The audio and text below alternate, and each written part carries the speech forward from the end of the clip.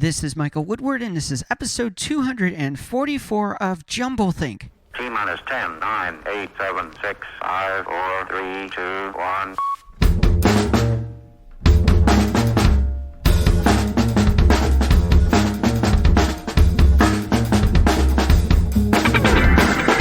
Welcome to Jebel Think, where we interview amazing entrepreneurs about their journey of turning dreams and ideas into reality. Along the way, we're going to share some tips on how you can turn your own dreams and ideas into reality too.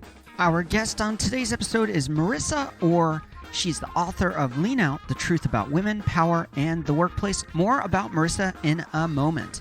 Whether you are a new listener or a longtime fan, right now is the best time to subscribe to Jebel Think. You can subscribe to it wherever you listen to podcasts. And if you're a fan of Apple Podcasts, it's even easier. JebelThink.com/iTunes. And for Spotify, JebelThink.com/Spotify. Take you right to the app, right to where you can subscribe and check out all of our past episodes and never miss a future show. Now let's jump into today's conversation.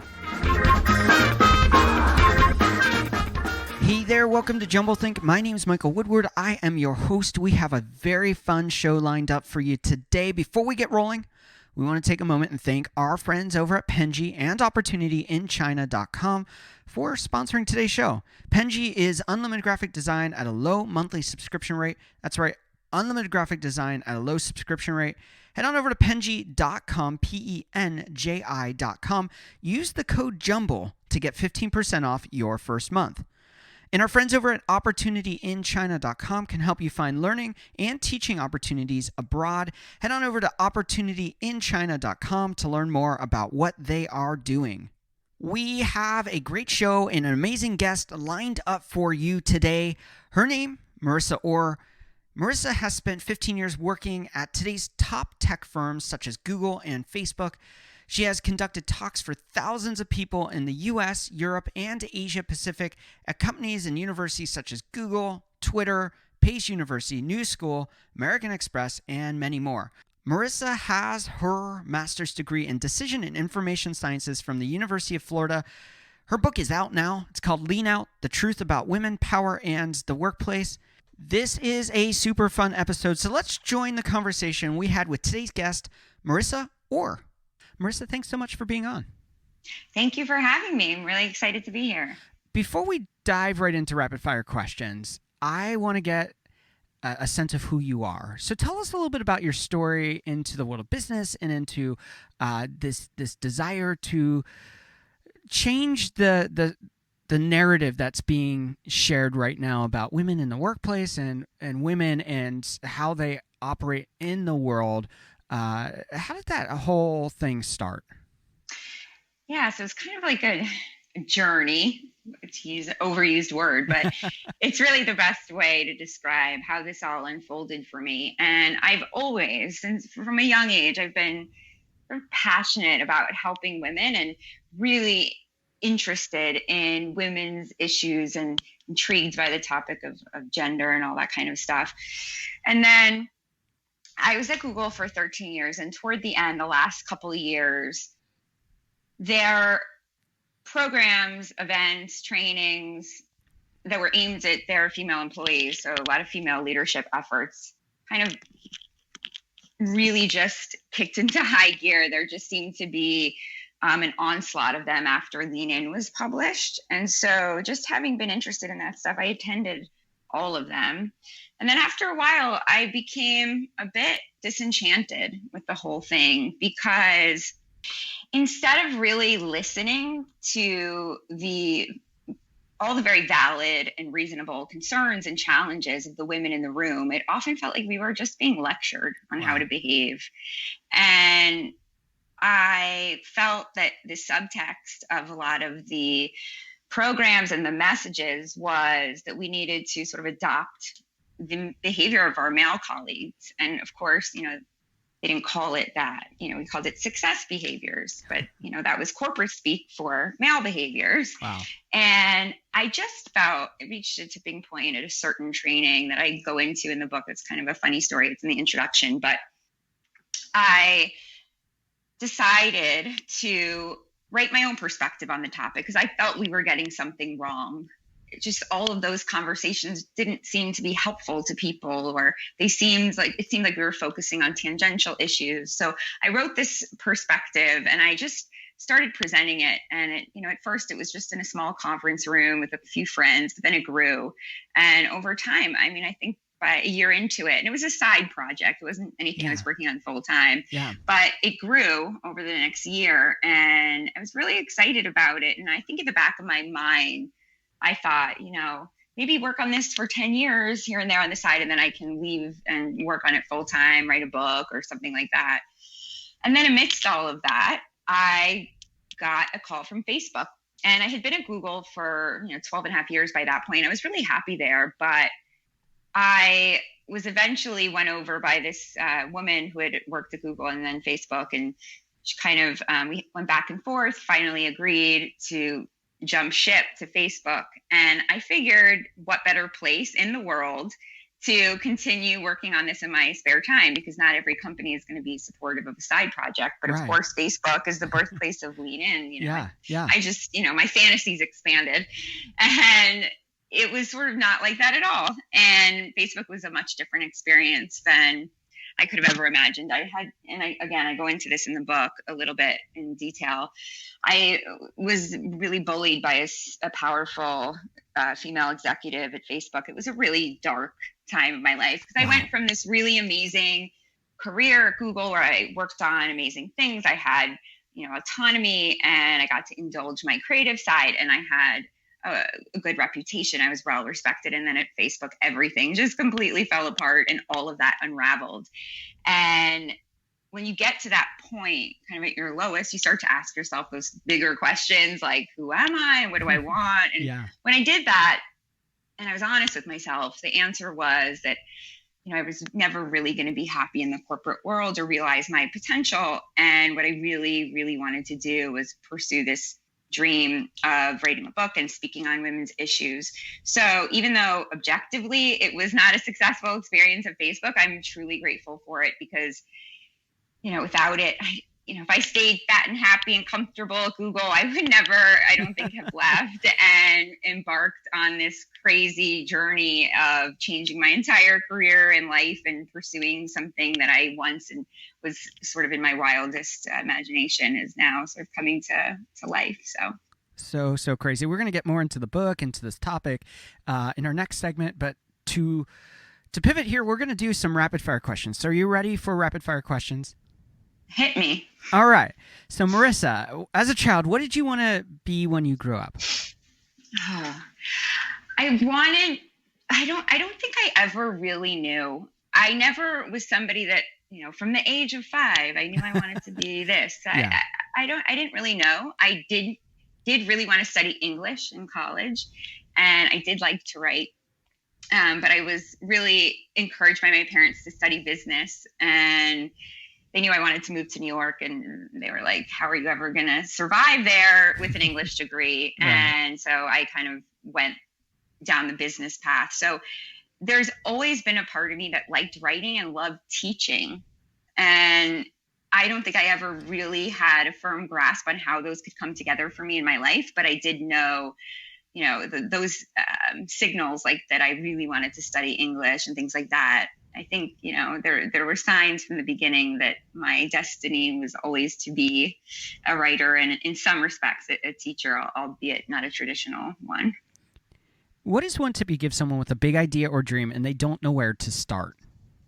I would say you don't have to know what the end point looks like in order to get started, because I think it's really overwhelming if you have this dream that seems out of reach, ends up paralyzing us. So I would say break it down into small chunks and get started on the first small piece and build momentum instead of looking at it as like one huge change. What is one big lie about entrepreneurship or business that you'd like to break? There's so many. Yes, it's there hard is. to choose. And that's, I feel like, so much of what my book is about. Yeah. So it's hard to pick one, but I will choose one that I was just talking to someone about. There seems to be this whole cliche around failure in the tech world. And I think that underlying that gets perverted into, a lot of people interpret that as, oh, failure is okay. Yeah. And even some of failure is the goal, but it's really not about failure. It's about learning. Yeah.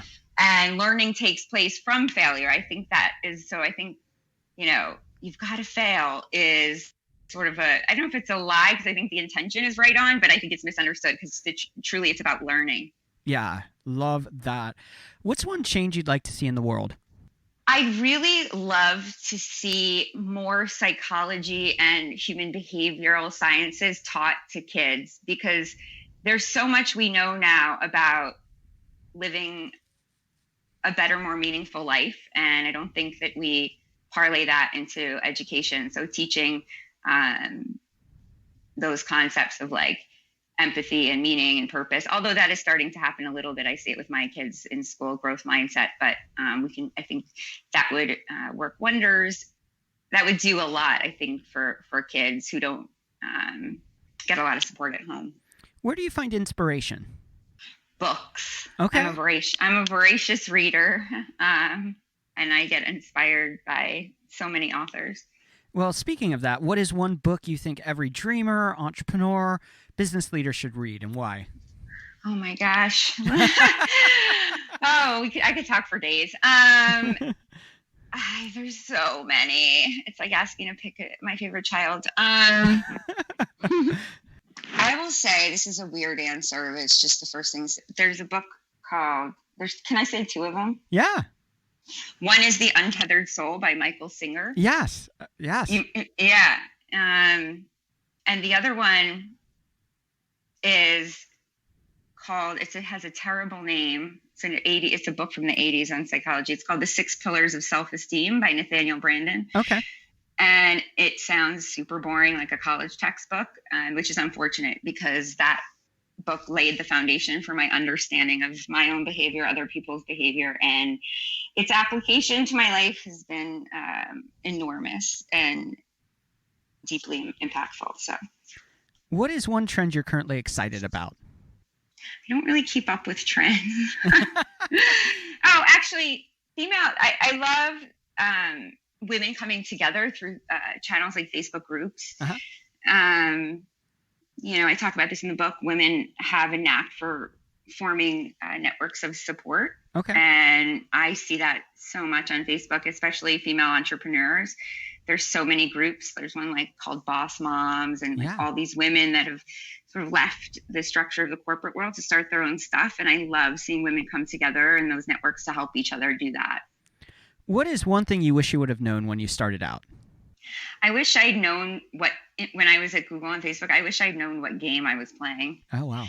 Okay. That's powerful. Yeah. If you weren't doing what you're doing today, what do you think you'd be doing? I would probably be back at Google. And our final rapid fire question is, what is one dream you're still wanting to fulfill in your own life? I want to be a drummer. Wow, that's cool. Yeah, I bought a drum kit recently, so we'll see how that turns out for me. We will be back with Marissa Orr, and we're going to go deeper into the story about women in the workplace and how this all plays out. Today's show is sponsored by our friends over at OpportunityInChina.com and Penji. Here's a little bit more about OpportunityInChina.com. Have you been looking for a way to change your career or social prospects? Do you see the world around you changing and haven't quite figured out what path you should take? You are not alone in seeking opportunity. Visit OpportunityInChina.com for access to scholarships to attend university in China. Or, if you have a bachelor's degree already, OpportunityInChina.com provides access to jobs in the educational sector all across China. Now, working in China is not only often well paid, but it will place you among 1/5 of the world's population, boosting your social network, bringing you more deeply into the story of globalization, and opening up doors you never knew existed.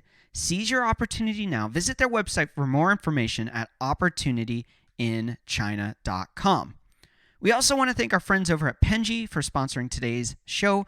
Penji helps startups, agencies, and marketing teams achieve more with unlimited graphic design support at one flat monthly rate. Their easy-to-use online platform pairs you with a professional designer and lets you create as many design projects as you want. Think of it as your monthly subscription to top-notch design. No contracts, no hourly billing, just fast, simple, and affordable graphic design for all of your needs.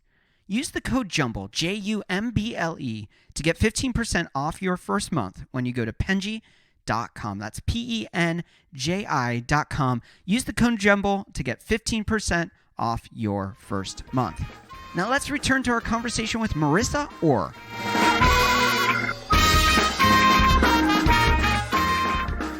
We are back with Marissa Orr. All right, before we get going, there is something super important that people need to know, and that's how they can find and connect with you. So how can they find and connect with you? I am on Twitter, and I just started with social media. Okay. So be gentle, people. I haven't posted a ton yet, but Twitter, it's Marissa Beth Orr, and same for Instagram, and my site, my official, leanoutthebook.com. Very cool. All of those links will be in episode notes, so swing on over to jebelthink.com if you can't remember them, and you'll find them right there. You can click them. It'll go right to Marissa. Make sure to connect with her and check out the book. First off, before we get going, I'm obviously not the target of your book, most likely. So I would disagree with that. Okay, actually. Well, that's interesting because there was another book or author we had on recently where I said the exact same thing, and they disagreed with me too. So tell me about the kind of change your book is trying to do and who it's for. Ultimately, it's trying to change people's perspective, and not only women at work, but in the corporate world in general. Because I think there's been so much phoniness in the national conversation about women at work, and also about success in general, and how we define success and how we define power. So I think there's a lot of universal themes in there that span beyond gender. I mean, there are definitive themes that are just sort of about humanity. So they apply to anybody. And I think I tell a lot of stories about my time at Google and Facebook that people can relate to in so many ways. They're very real. And what I've heard from people that have read it is they've all had very similar things happen to them in one way or another. So the stories too have well, if you work in the corporate world, you will definitely relate to a lot of the stories in there. And I think people are surprised that that same stuff happens at Google and Facebook. So I do think there's a big element to the book that's a cultural critique on the corporate world and how it's structured and all of the dysfunction that happens there, and like what's really underneath it all. Because one of the things in the book really is the gender gap in corporate America is just one symptom of a much deeper dysfunctional infection at the core of that world. Mm-hmm. And it not only results in fewer women at the top, but it also results in things like making corporations unable to adapt, in crushing creativity. All of that stuff, I think, stems from the same thing. So to your question, I hope to change people's perspective on what power is, on what success is, and on female strength. I open the book with a quote by G.D. Anderson, and it is, feminism isn't about making women strong. Women are already strong. It's about changing the way the world perceives that strength. Yeah. You are in some ways answering a different perspective from Sheryl Sandberg's book about lean in. Yours, of course, is lean out. Tell us about how the philosophies are different and how you're changing how women show their power in the workplace, but also how there's a cultural shift there of how they think of themselves. So Lean In and books of that nature really pin the blame for the gender gap on stereotypes and culture, and their solutions or their prescriptions for female success really hinge on women acting more like men. Mm-hmm. Whereas I really believe that it's okay for men and women to want different things at work. And instead of sort of dismissing women's needs and wants as a product of cultural oppression, we should listen to them, take them seriously, and see what we need to change about our corporate structures that better meet the needs of women. Yeah. To me, that's a much better approach. I mean, it's really a systems versus a people thing, because what makes more sense, rewiring women to conform to this outdated system of organizing employees, or rewiring the system to better meet the needs of a diverse workforce? I mean, a corporate hierarchy became a thing in business in the industrial age, and there were very few women in the workforce. And since then, not only has the entire composition of the workforce changed, but the entire economy. And the only thing that's remained the same is this structure of how we organize people, motivate them, reward them, recognize them. There's been no change in that. And so, I think that is the source of all sorts of dysfunction, gender gap being one of them. For me, I think back, I work in the tech space. I own a web development agency and have for years. And so as a part of that, I was invited to be on a board for a high school and community college program talking about technology and training on entry-level coding. And so they were having me and a few other developers that owned agencies come in and talk about what should this curriculum look like. And I remember the director saying, one of the problems we're having is getting women or young girls interested in this program. And it just struck me really, really bad, because they were trying to think about how can we convince them that this is the right thing for them. And for me, I'm like, I am looking to empower them to find their gifts and their abilities and their talents. And that applies to guys too. And there's this philosophy of we've got to condition people to fit into the mold and perform the way we want, to operate the way we want.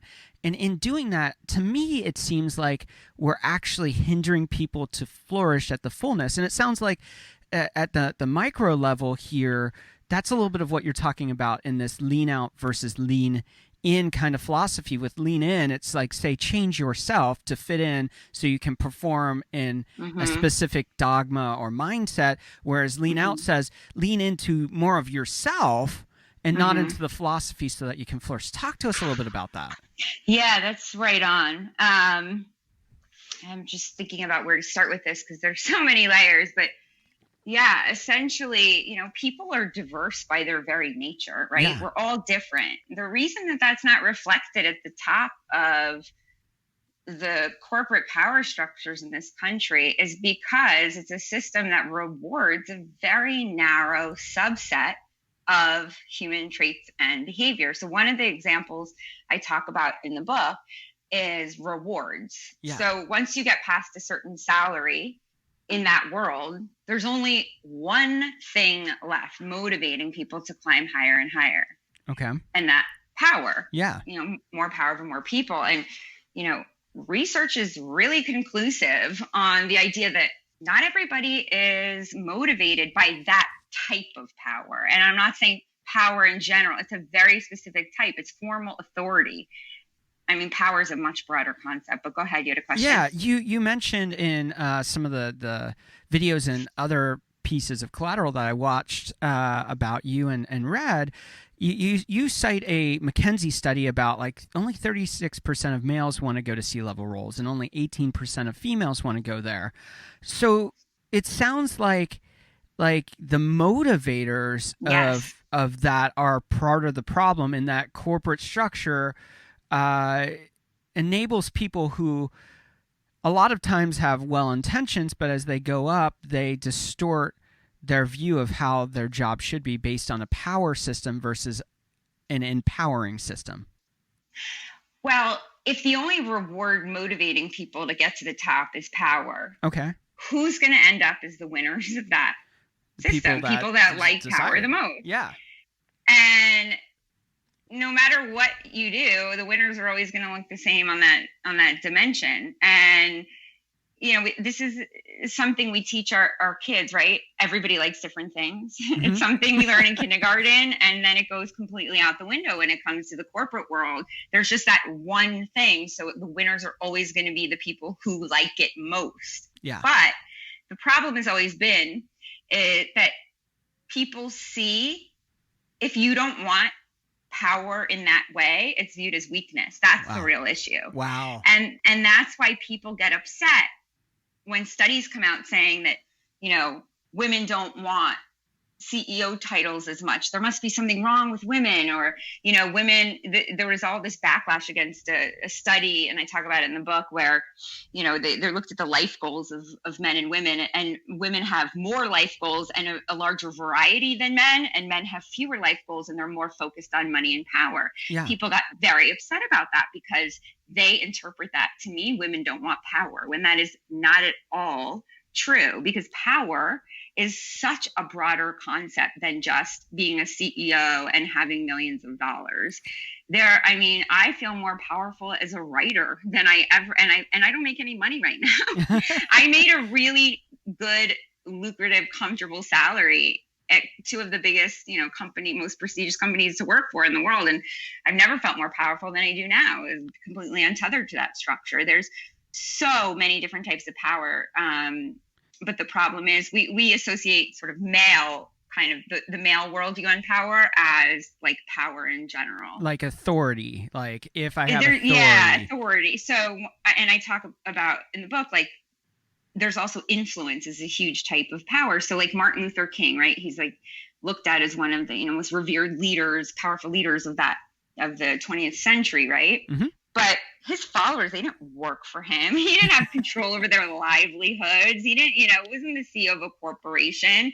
He was so powerful and changed the course of the world, but he wasn't a CEO. So using this sort of CEO metric to measure women, it's meaningless, because if women don't want to be CEO, and then we solve the problem and now 50% of CEOs are women, if now you have all these women that never wanted to be a CEO, now they are. Like, did we really solve anything here? Yeah. So I think that leads to a deeper question, in that when you have two systems, a system in which humanity operates, where, and that's shifting and evolving, where there's been a lot of studies and a lot of thought around the millennial generation and what they desire in a career and what they desire in life. And so we can apply that to say, hey, we've got this one philosophy where humankind as a general statement has a certain desire.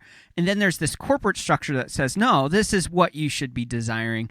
So how do we reconcile expectation and desire when there are two different systems operating, and obviously people aren't finding fulfillment in the models that are there now? You see higher depression, you see higher drug addiction issue, and all of that can come back to dissatisfaction. You have to mask the pain, the issues there. So how do we reconcile that, both at an individual level, to say, you know what, I'm sick of this, like you have. I'm checking out of this system. I'm going to go a different route and blaze a new trail. How do we do that? But then how do we also bring health and a place of wholeness into the corporate space, or even medium cap businesses or small businesses, because all of those philosophies can trickle down in all of those spaces? How do we reconcile both of those spaces?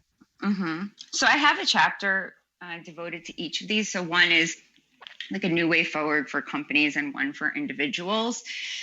So I go into much more detail about it in the book, but I will say, first of all, I say up front in the introduction that the book really is limited to like the dynamics of the corporate world, because I think there's a certain power dynamic that emerges once you get to a certain size of business. So anyway, the things, here's what I say about what companies can do. The problem is corporations, large corporations, function almost like tyrannies, because or your manager relationship. So the manager-employee relationship, a manager in most cases has absolute power over their team, the people that they manage. Yeah. And they have absolute power over that person's livelihood, and a lot of times their self-worth.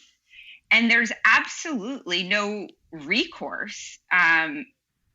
There's no way to neutralize bad managers. I mean, there's companies out there that say they do, but they really don't. And I use Google as an example.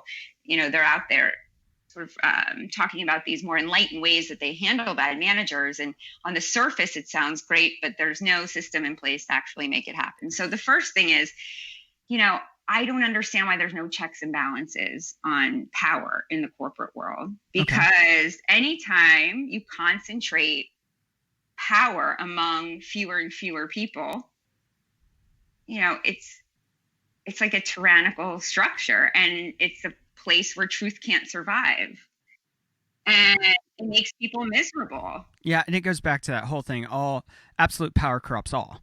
And it's like it always will, because it becomes a drug of desire. Absolutely. And then, people will do anything to keep their power. And a lot of times it doesn't matter what they're compromising. It could be the needs of the business.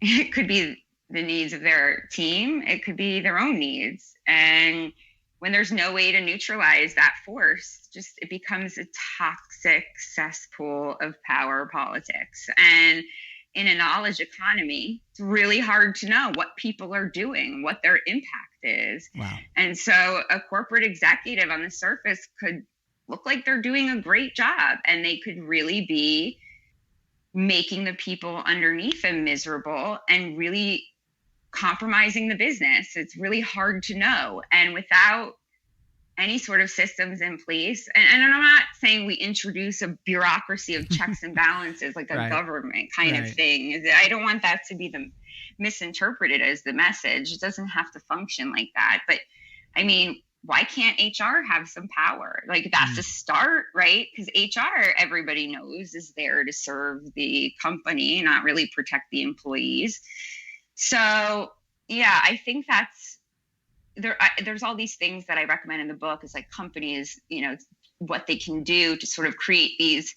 And one of the things I say is the way you solve for diversity is creating systems that people can trust to protect their interest and not be arbitrarily punished. And then you create these conditions of trust where people can be themselves and, contribute the full range of their natural capabilities. But then I also realized that, that's could be a bit of a Pollyanna view, because, that in order to do that, it involves very powerful people giving up a modicum of their power. And they also sort of have an attitude, understandably, like, well, I got here, so the system must be working fine, right? They don't really see the broken aspects of it, because, they play that game well. So that is why I include a whole chapter on what individuals can do, because systemic change like that is really hard, especially when it involves power. And when it comes to individuals, it's really about defining success on your own terms and recognizing that our institutions, as they are today, are not designed to fulfill a lot of our basic human needs and emotional needs. Yeah. And it doesn't mean, I want to be clear too, lean out doesn't mean, quit your job or stop trying or screw it all. It's not about that at all. Lean out really means leaning out of anyone else's story for who you should be or what your career should look like. And defining success on your own terms really starts, like you said, internally, and looking inward and saying, who am I? What do I really need and want? And how can my job meet those needs, and how can it not? And what do I need to do to fill the gaps? Like, when I felt so powerless at Facebook, I started working on this book.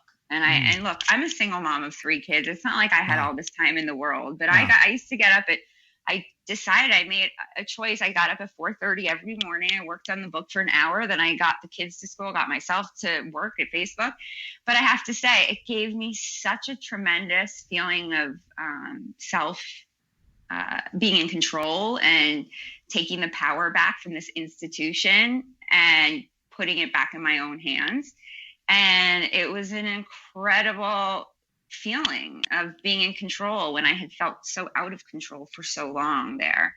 So that's sort of what I mean when I say, defining success on your own terms. Like, I'd go to work and it was a shit show, but it didn't matter as much anymore because I had taken things into my own hands. And to me, that's really the definition of empowerment.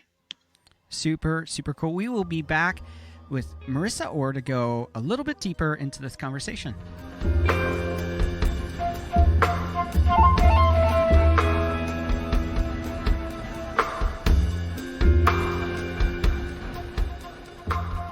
The heartbeat and passion of Jebel Think is to help people turn their dreams and ideas into reality. One of the ways we do that is through challenging people through our radio and podcasts. But did you know that Jebel Think can help you beyond that?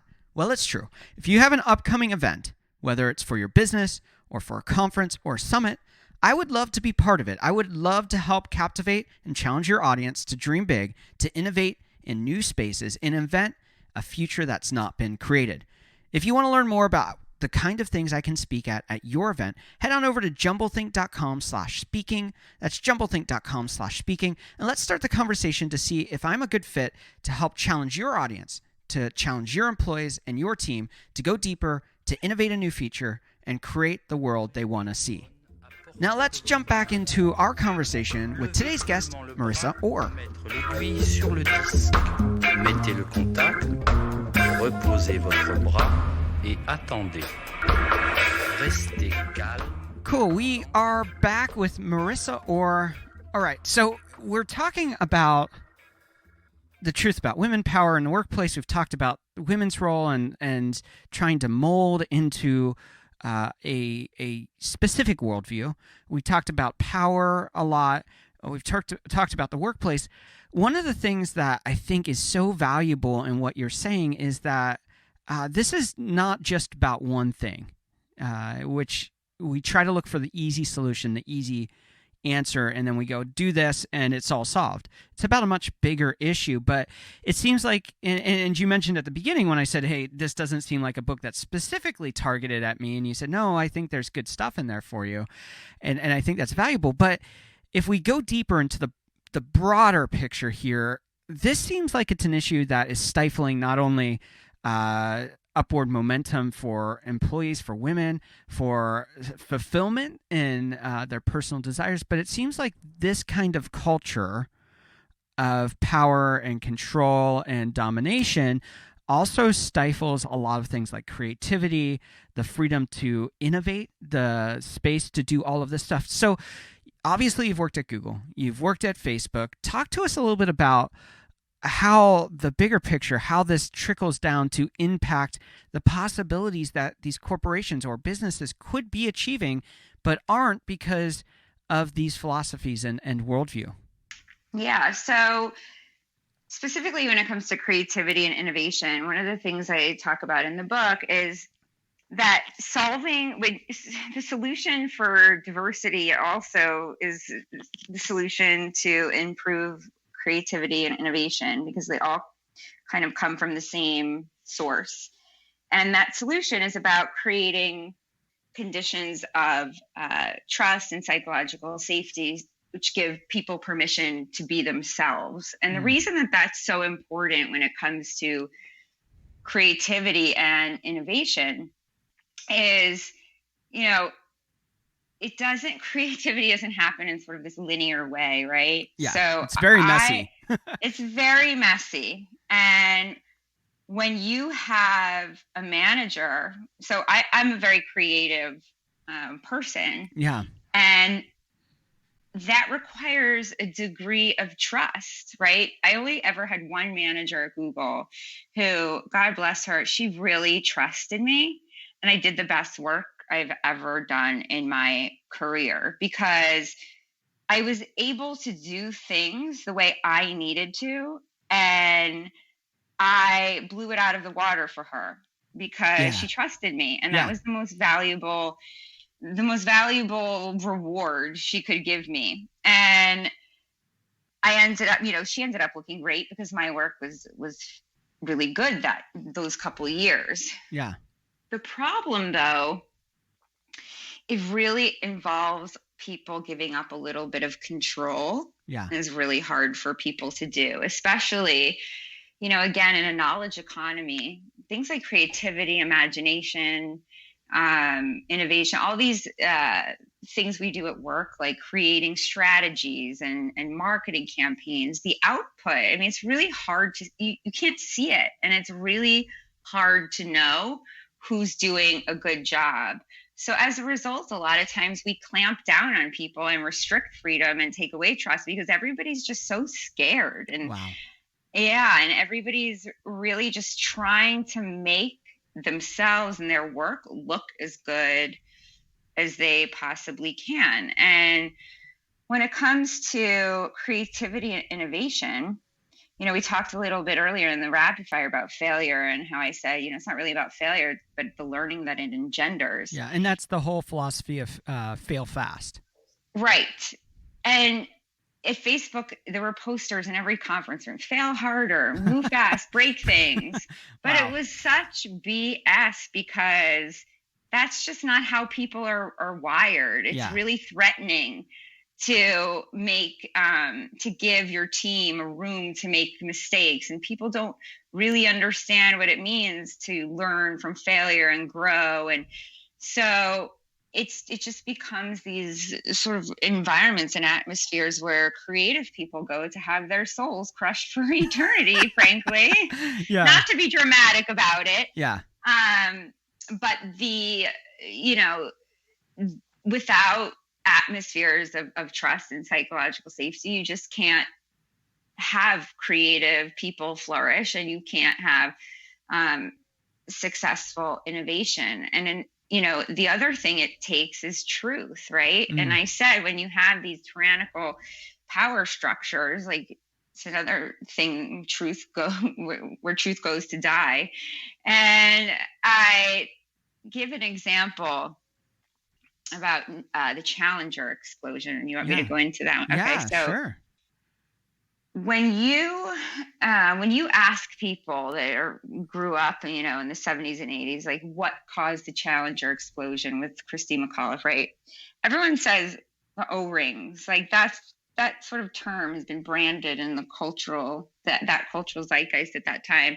I mean, nobody really knows what the O-rings are, including me, but we just know that was really what malfunctioned. But doing research, I learned something really interesting, that actually the O-rings did not malfunction. Wow. The O-rings were never intended to work in the cold temperature that it was that morning in Florida. Wow. And a lot of the engineers at NASA knew that.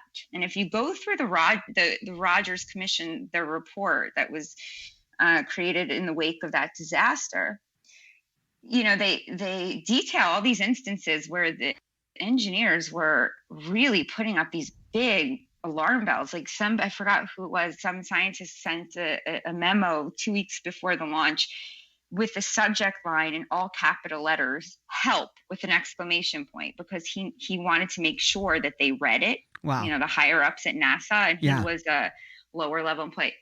And they were all these people warning them. Wow. And these people, though, that knew it were in the lower levels of the organization.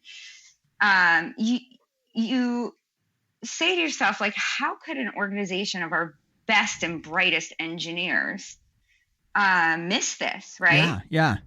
And the other part of the Rogers Commission report that was downplayed and almost removed was the critique on the culture at NASA. Wow. Which really had an issue with communication and truth telling. And when I apologize. I was going to say the Columbia. I think it was the next shuttle that exploded and killed the astronauts on board after the Challenger. Yeah. The report had the same exact commentary about NASA's culture. Wow. So when we talk about culture, we think about these free beer Fridays and ping pong tables and all that, but that's not really culture. Culture, to me, is an attitude toward truth. And you can't cultivate. And look, obviously, most of us in the corporate world, the outcome of all of this isn't as tragic as a shuttle exploding. So the parallel between NASA and our daily jobs is it's not as sharp, because it seems, the consequences are so much lower stakes, but the principle's the same, and it all speaks to these systemic, the dysfunction of power, and the corruption of truth, and they're all born from the same thing. And I think that's really the source of the lack of innovation and creativity, and the lack of women at the top, and the lack of well-being, and the lack of engagement of today's workforce. I want to pivot here a little bit and maybe ask a question that's unfair. And if it is, tell me, and we'll move on, of course. But there's been a lot about Facebook, about privacy, about how they deal with content and other elements that hasn't been handled well. And I'm not going to directly ask about that, but we look at places like Facebook, we look at places like Apple, and we look at places like Google, and they have so much impact into our society and culture. And yet, when we actually see the products that they're creating and how they impact our life, we have to ask the question, are these things doing good? And there's a lot of good happening. But the question I have is, when you have internal struggles like you're talking about from a cultural standpoint, from a specific worldview and philosophy that dominates a specific leadership style and forces people to evolve into something that is in the image that they want, and those are the same companies that are impacting culture, as a society, what are the questions that we need to be asking? Because the same things that are happening internally are judging the calls, and we can see this by the fiascos that Facebook has had with PR and congressional hearings and everything like that. What is our responsibility of a culture to hold accountability when we're outside of the system itself, but it impacts the culture that rules our society? It's an interesting question. I don't really have 100% confidence in my answer, but I do have an answer. So okay. This is just to say it's my first thought, and I don't feel like very strongly about this answer, but I'll say it anyway. I think there's a difference between the culture inside of a company and how it treats employees, and how that manifests in their products and how those products impact users. Now, obviously, and here's why I think that. And again, I've never thought about this question quite this way, so I'm kind of thinking out loud. Yeah. But when users are unhappy, there's an immediate consequence there, or the threat of a consequence to the business and the bottom line and shareholders. And a CEO his feet is to the are held to the fire in that way, right? A level of accountability. Yeah. And if employees are unhappy, a CEO, but money's coming in and the board's happy. Yeah. Why is the CEO going to change the culture? Yeah. So I think there's a different pressure that, to meet user needs than there is to meet employee needs. And do I think one impacts the, yeah, I'm sure that the culture within affects how products go to market. I really believe there's got to be some connection. I just haven't thought about it, so I don't know exactly what it. Or here's what I'll say: at Google, the culture was much more encouraging of open communication and disagreement. It wasn't perfect, but Facebook was very different. It was much more controlling over messaging, and at least in my experience. Look, I was only there for 18 months, and I had a bad experience there because of a certain dynamic. So maybe it's unfair of me to say it because I just, had this one experience, but it seemed to me it was much more controlling. Like, they made me take down a personal blog where I had 3 articles written, none about Facebook. You couldn't even tell who I was. It just said my first and last name. It wasn't connected to social. It didn't say I worked at Facebook, didn't say I worked at Google. And then they like made me take it down, which was so, like, that would have never happened at Google. Wow. So do I think that, yeah, I mean, I say this in the book. So, culture is a reflection of its leaders. And when you have such a controlling kind of element at Facebook, like, you wonder how that impacts products and people. But again, the pressure users put on a CEO and COO or whatever is much more powerful in inspiring their action than employees who are unhappy. Does that make sense? Yeah, absolutely. It's there are similar threads, but they are 2 very different things, and there's 2 different systems really ruling them. Yeah, but I do think they obviously have influence over each other. I'm just not sure to what extent. Yeah. As we wrap up this segment, we always ask a couple final questions. The first one is, how are you finding purpose in what you're currently doing? I mean, there's nothing about what I'm doing now that isn't a feeling of purpose. Yeah. This was such a huge risk in my life that unless I felt driven by a force larger than myself, I don't see how I would have ever done it. What is one challenge you're currently working to overcome to get this message out?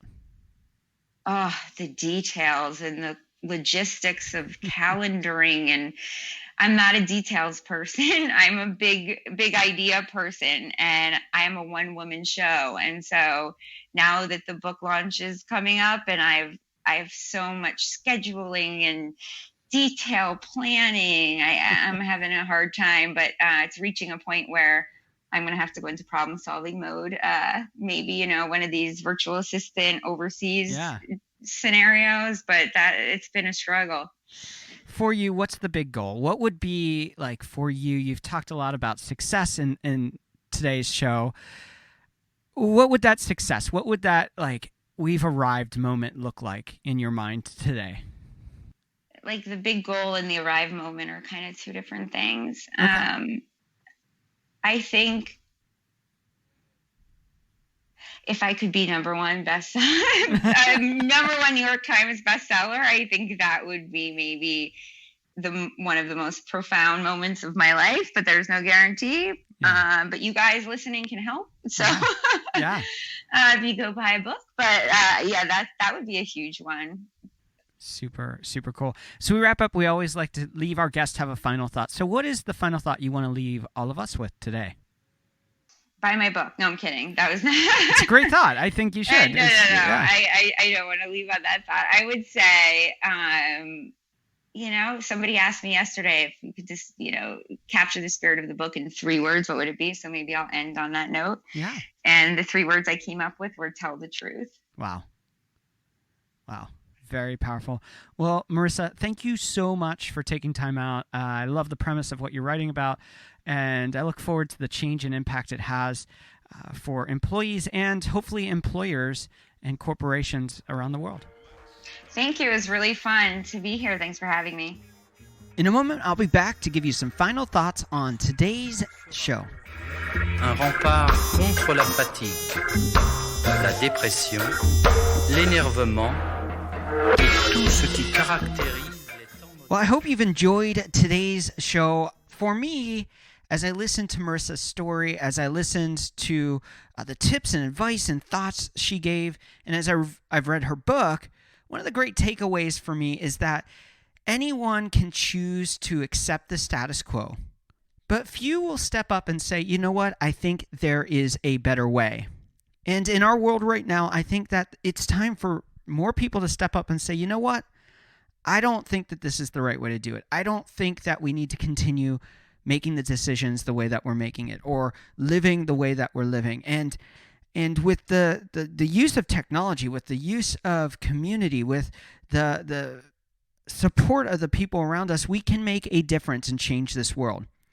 So if you see something that doesn't make sense in your workplace, if you see something that doesn't make sense from a business standpoint And do you want to create a better future? You have the tools out there. Marissa has chosen to write a book and to create a movement around this to say, you know what? I'm not going to accept the way that we've been told to do this. For you, maybe it's starting a business and saying, I'm going to invent a new space, or I'm going to create a new narrative for the future I see. Now, I'm not saying don't live in a false reality. What I am saying is that when you see those things that matter, when they are significant, when you can make that difference, begin to raise your voice. You never know who will join in on that course of voices as they grow that say, you know what, the status quo isn't okay. We're going to make a new future, a different future. We're going to create a better way. We're going to change this world for good. So today, what is it for you that you see? And then how are you going to respond to it? If it's that new idea for a business or a step that you can take in the process of turning those dreams and ideas into reality, begin to take those steps. Begin to take those choices. It's a hard journey. I wish I could say it was an easy journey, but choose to make those steps and live a way that will leave a mark on this world. You may be forgotten, but the decisions and the voice that you made may impact the world for generations and generations to come. I hope you've enjoyed today's conversation with Marissa. I would love to hear what your thoughts were. Join me over at facebook.com/JebelThink or on Instagram or Twitter and add your voice to the conversation, our conversation today. If you want to find out how you can connect even further, head on over to JebelThink.com. You can join our newsletter, find all of our links to social media channels, and let's start the conversation. I'd love to hear from you. So let us know what you think. On next week's shows, we have 2 really power-packed episodes. The first show on Tuesday is with Chris Schultz and Ann Driscoll. They are the co-founders behind Launchpad. Super cool company. They're doing great things. I think you're going to love this conversation. So make sure to check out Tuesday's episode wherever you listen to our show. We also have a great Friday episode lined up for you. It's all about finding purpose in entrepreneurship.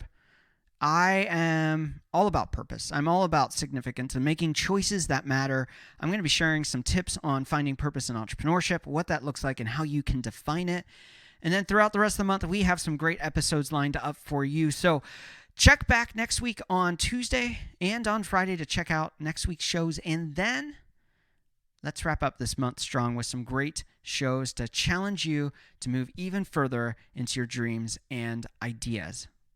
And now I want to give you this final challenge. Dreams and ideas are often scary to chase. They're often filled with the unknown. And if you're facing that right now, whether it's listening to the show and saying, I think I can make a difference. I think my idea, my message is significant and important. If you're facing the doubt, the fear, the unknown ahead of you on this journey, I wish I could tell you it was easy, but it is a hard journey. But it is so worth it. And I believe you were created to live on that journey. So today, get some people around you. Start sharing your dreams. Start sharing your ideas. Start processing the things you're thinking about, whether it's to create a business or share a message that matters or whatever it is for you. Take some time today and get your friends, get your family around you and start talking about the dreams and ideas you have. Maybe they have some dreams and ideas too. And by having that conversation, by you being vulnerable, you open up a conversation that impacts not just you and the choices you make, but also impacts those people around you who may not be living their dream, their purpose, their passion. And so start the conversation and you'll find that people are more like you than you think, that there are more people around you that have their own dreams and ideas too. And then work together, support each other to chase those dreams, to create those movements, to create those businesses, and ultimately change the world around you. It's your turn to make the choice. It's your turn to step up to the plate and say, you know what? I'm going to choose the path that most would run away from. I'm going to push into this. I'm going to take and run after those dreams and ideas. And ultimately, I'm going to change the world. So today, what are you going to do to make that step, to move forward and make the world you believe in? Now get out there, dream big, and change the world around you. Les bras et les jambes légèrement espacés.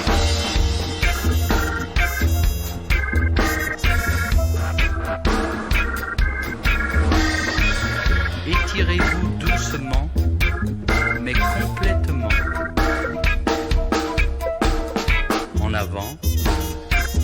l'arrière, sur les côtés. Vous êtes une autre personne. Les mères de famille, les enfants, peuvent également prendre un moment revitalisant.